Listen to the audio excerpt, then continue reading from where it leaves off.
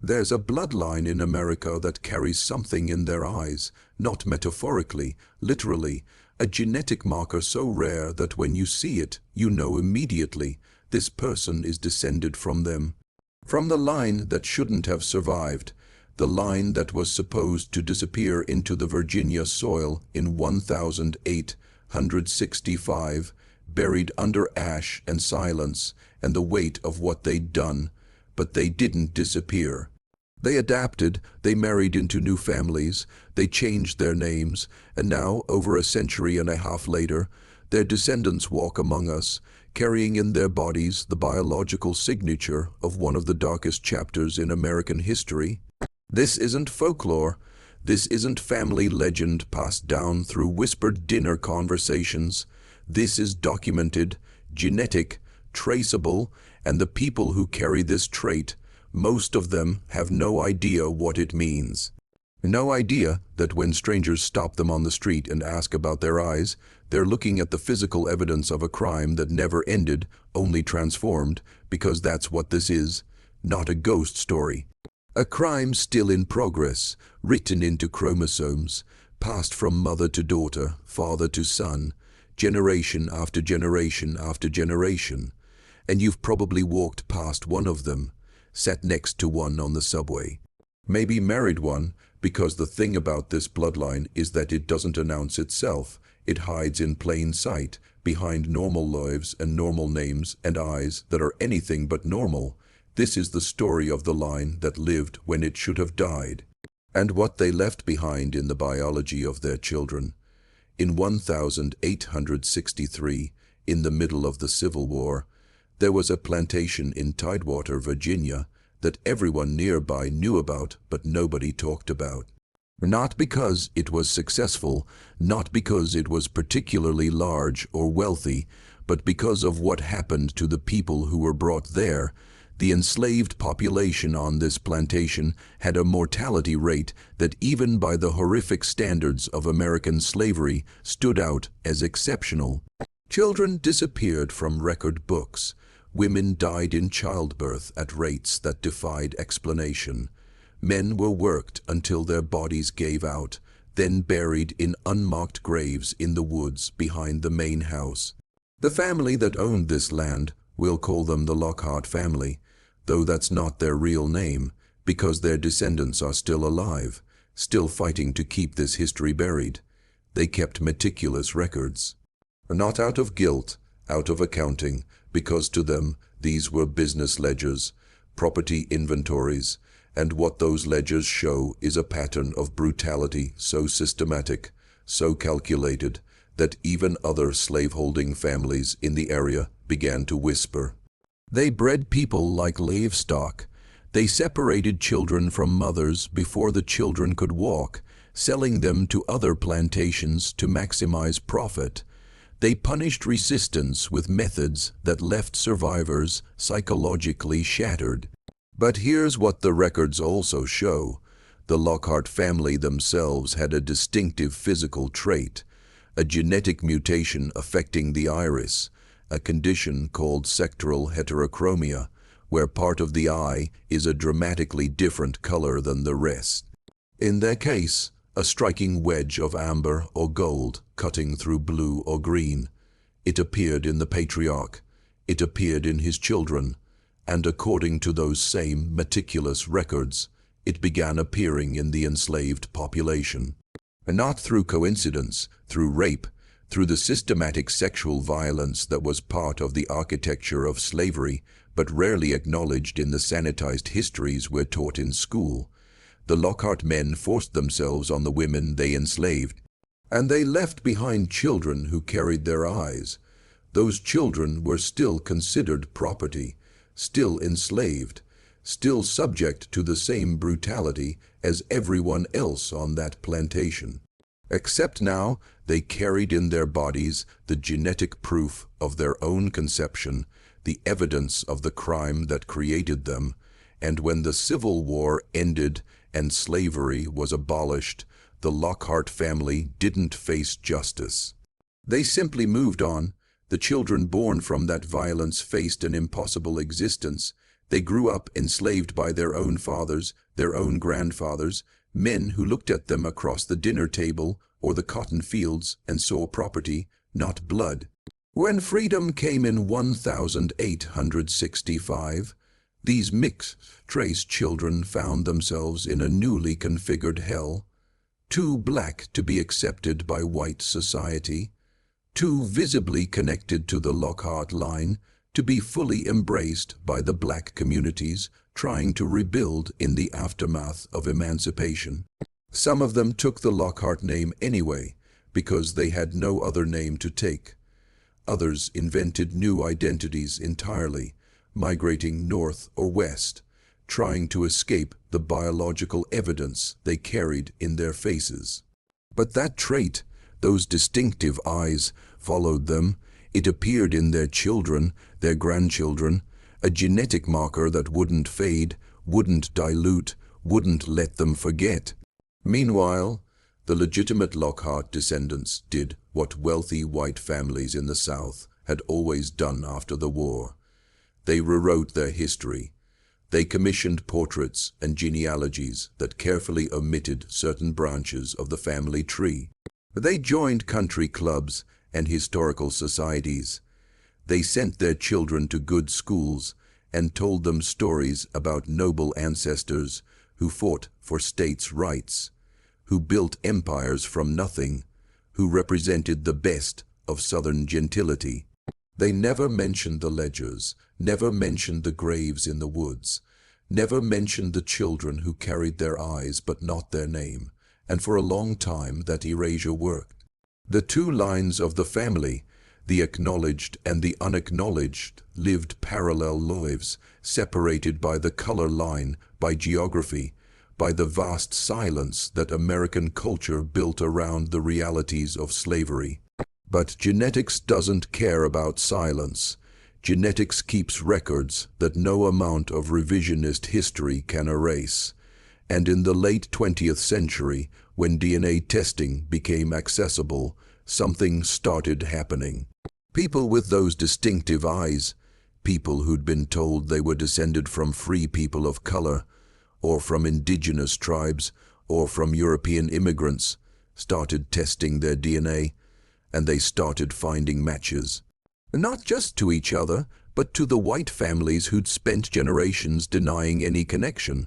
The Lockhart descendants who'd grown up in country clubs were genetic cousins to the Lockhart descendants who'd grown up in segregated neighborhoods. The same bloodline, the same eyes, the same unresolved history written into every cell of their bodies. What happens when you discover that your entire identity is built on a lie, not a small lie, not the kind of family secret where someone hid a bankruptcy or covered up a scandal, but the kind of lie that reaches back through generations and touches everything you thought you knew about who you are? That's what the descendants on both sides of this line have had to face. For the white Lockhart descendants, the DNA results were a confrontation with a past their families had spent a century and a half trying to bury. Some of them reacted with denial. They questioned the tests, hired genealogists to find alternative explanations, anything to avoid accepting that their great-grandfather was a rapist, that their family fortune was built on bodies, that the blood running through their veins connected them to people they'd been taught to see as fundamentally other. Others reacted with something closer to horror, a sudden understanding that the stories they'd been told about their noble Southern heritage were propaganda, that every family heirloom, every piece of inherited property, every advantage they'd enjoyed was soaked in violence. But for the black descendants, the discovery was different. Many of them had always known on some level that their family history involved white ancestry. That's not unusual for black Americans. The legacy of slavery is written into the genetics of millions of people. But knowing in the abstract that somewhere in your family tree there was probably a white man who raped an enslaved woman is different from seeing the name, seeing the face in an old photograph, seeing the DNA match to specific living people who carry the same trait you see in the mirror every morning. It makes it real in a way that's almost unbearable, because now it's not just history, it's personal. It's your eyes, your children's eyes, the biological inheritance of a crime that no one was ever punished for. And here's where it gets even darker. Some of these descendants, on both sides, started reaching out to each other, tentatively at first, through genealogy forums and DNA matching services, trying to piece together the full picture of what this family really was. And what they found in the archives, in the county records, in the old plantation ledgers that some historical societies had preserved, was worse than they'd imagined. The violence wasn't an aberration. It was policy, it was systematic, it was documented, and it didn't end with slavery.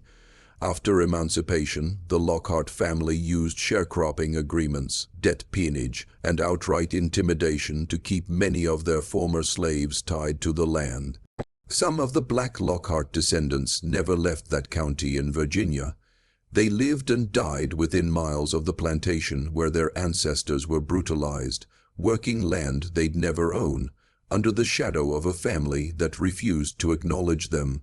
There's a woman living in Richmond today, we'll call her Marion, who has those eyes, the sectoral heterochromia, the amber wedge cutting through green that makes strangers do a double take when they meet her. She grew up being told she was beautiful, that her eyes were her best feature, that she should feel lucky to have inherited something so striking. Her mother told her it ran in the family, her grandmother had it, her great-grandmother too, a gift they called it, something special. Marion didn't take a DNA test out of curiosity about her ancestry. She took it because she was trying to find a bone marrow match for her daughter, who'd been diagnosed with leukemia.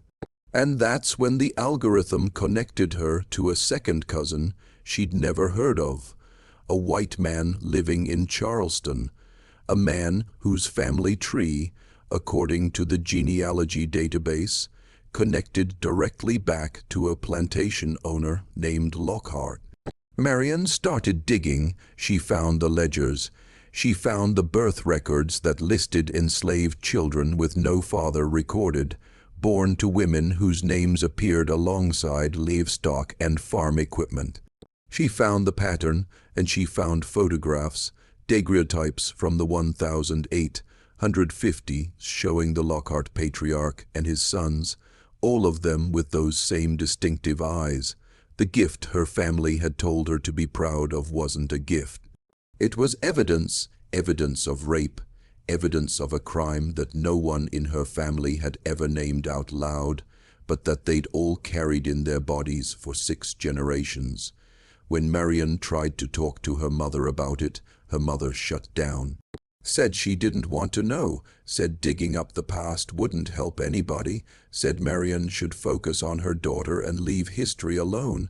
But Marion couldn't leave it alone, because every time she looked at her daughter who had those same eyes, who was fighting for her life in a hospital bed, she saw the whole weight of it, the trauma that had been passed down like a genetic disorder. The silence that had calcified into family tradition. If you're still watching, you're already braver than most. Tell us in the comments, what would you have done if this was your bloodline? Would you want to know? Would you reach out to the descendants on the other side? Or would you do what Marion's mother did and decide that some truths are too heavy to carry? Because here's the thing, Marion did reach out. She contacted the white descendants, and what happened next reveals something about American racial trauma that we still don't know how to talk about. Most of the white Lockhart descendants didn't respond to Marion's messages. They ignored her emails, blocked her on social media. One of them sent a lawyer's letter threatening legal action if she continued to harass the family with what they called unsubstantiated claims, even though the DNA was right there. Even though the historical records corroborated everything, they chose denial because denial was easier than reckoning. But there was one who responded. A man named David, 67 years old, retired history professor, who'd apparently been quietly researching his own family tree for years. He'd found the same records Marion had found, he'd seen the same patterns, and unlike the rest of his relatives, he'd accepted what it meant. He agreed to meet Marion in person.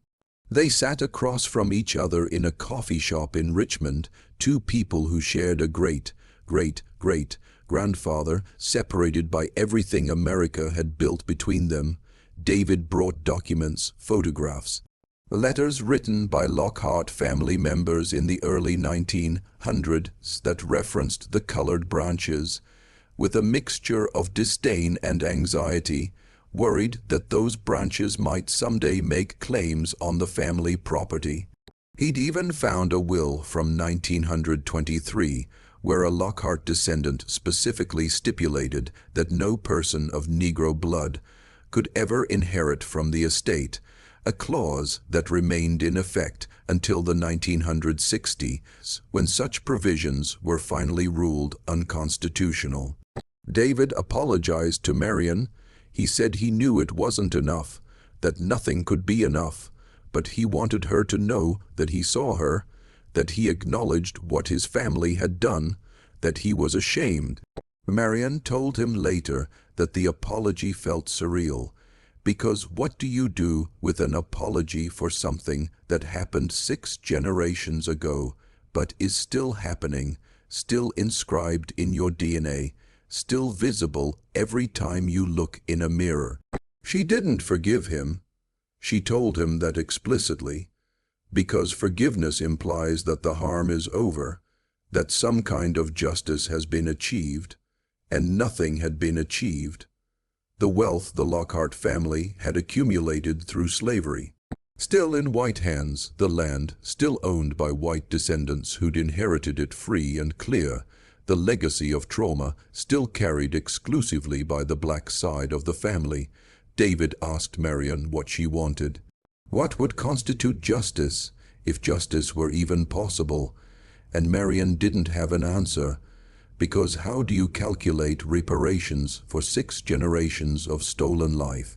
How do you compensate for children separated from mothers, for bodies worked to death, for the rape that created you, for the silence that followed?